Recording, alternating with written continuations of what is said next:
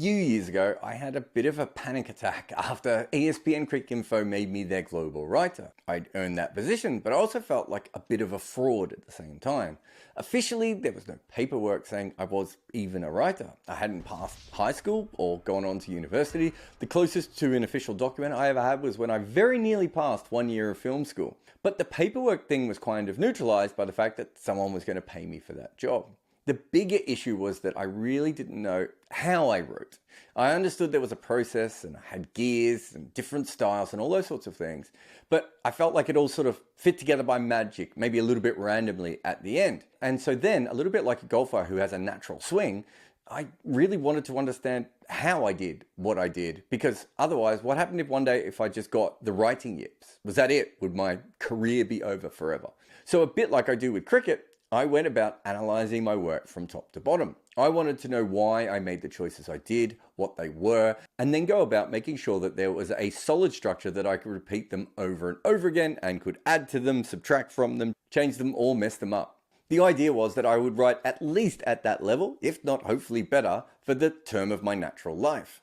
And once I did that, I figured out I was in a pretty good situation to be able to teach others how to write better as well. My background was incredibly random. I wanted to be a writer from the age of 5, but in the outer suburbs of Melbourne, it wasn't really a job that anyone saw as a real thing. Even my mother, a librarian, would say that it was something that you did part-time.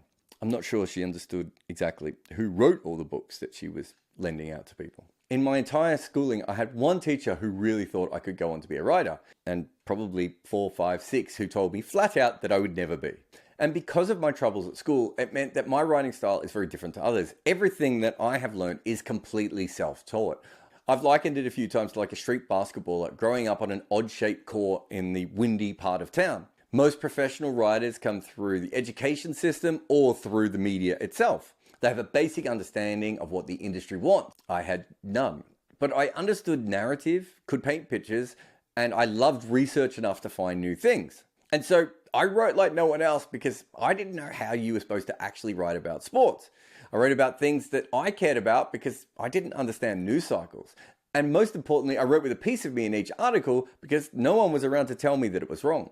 This means I created a career unlike anyone else. But most importantly, it also meant that my path was very handmade and therefore more useful to people trying to become writers without spending years studying it. So a few years back, I took everything that I learned along the way and I turned that into a course called Fans with Laptops. The name came from the old whiny journalist who hated writers like me as we started to filter into the box.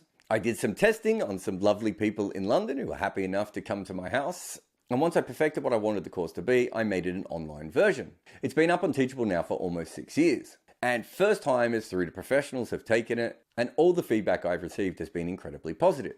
And the fact that it all came out of my own imposter syndrome was probably just a bonus. But if that was my first professional crisis, the second one was COVID.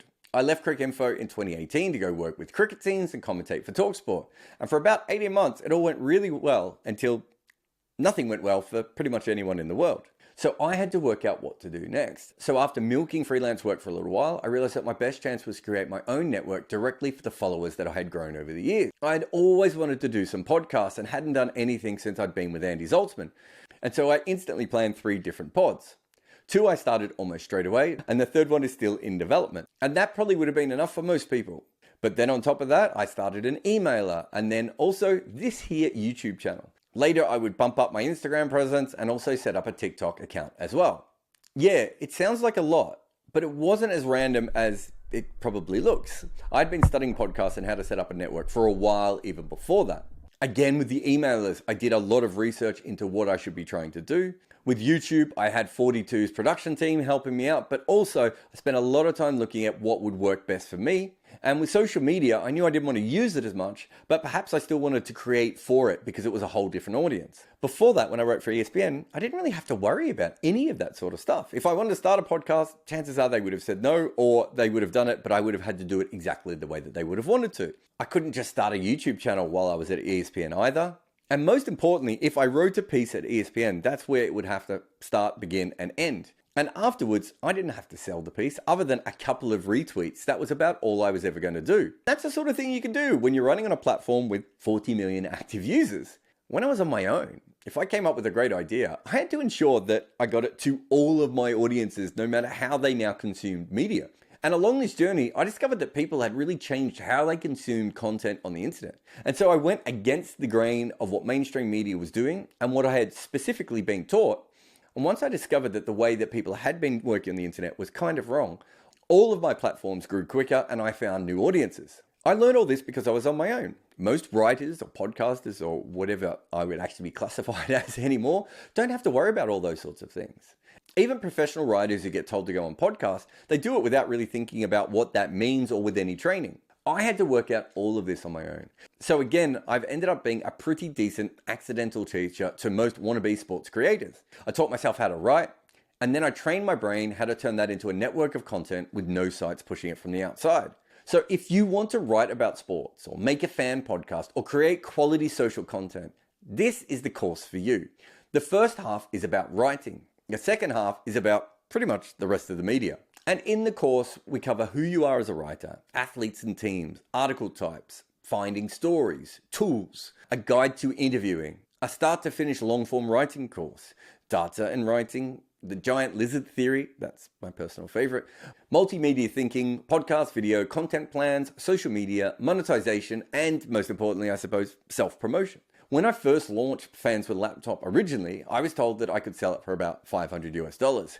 But there's a very specific reason why I didn't want to do that. And that's because there's no way I would have been able to afford that when I was coming through. So I have made it $50, although I think it's slightly more than that depending on your market because of taxes and other things. But essentially what I've done is I've set up an online course with a bunch of lectures and some other things included as well that allows you to own it forever. You can do it in your own pace. You can do it 73 times back to back. Or if I'm just not making YouTube videos enough, you can just go and watch them, I suppose. Another reason why I wanted to make a course that was so easy for everyone in the world to be able to use is that most of the people I've ever worked with in my career are Nepo babies or people from fancy schools with good connections. People outside of those backgrounds, like I was, don't really see writing as a career path. And for me, as a reader, that means that there isn't the diversity of thought in sports creators, or most media, sadly, that there should be. Years ago, The Guardian referred to me as a 22nd century sports writer. And I can understand why, because I would have looked completely alien to them. I would never want to say that I'm trying to create an army of non-terrestrial, non-Nepo babies, partly because that's a much harder to say sentence than I thought it was going to be. But I have seen that when you get people in from varied backgrounds, media is just better. And like this YouTube channel and my podcast and my emailer and everything else, I usually make things that I want to consume. And it's kind of the same when I'm training new creators.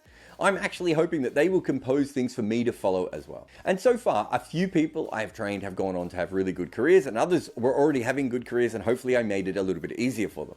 But I'm just as proud as the amateurs who've created their best work after doing my course. And if you're sitting there going, well, how do I get to this level? Look, at the beginning, I know how hard it is. I was in the same kind of cold, dark room, banging away on my computer, stuck in the internet, out of REMs, hoping that what I put there would be of any use at all. And that panic and so many more are what I had to fight to be the best creator I could be. Hopefully, all my many mistakes will show that you're not alone and will help you get to your best far quicker than I did. So let's take all the passions you have for sport and all the mistakes I made along the way and make something wonderful from them. The link to the complete Fans with Laptops course is available here. I don't know. I'm just pressing my fingers down. I don't know. Maybe it's here. I can't tell. Is it in the notes? It's somewhere. I'm sure if you look around, you'll find it. But it's called Fans with Laptops. Search for it online. But if you're interested in writing or making a podcast for friends, or you just want to nail one particular athlete that has always annoyed you, take the course and see what comes of it.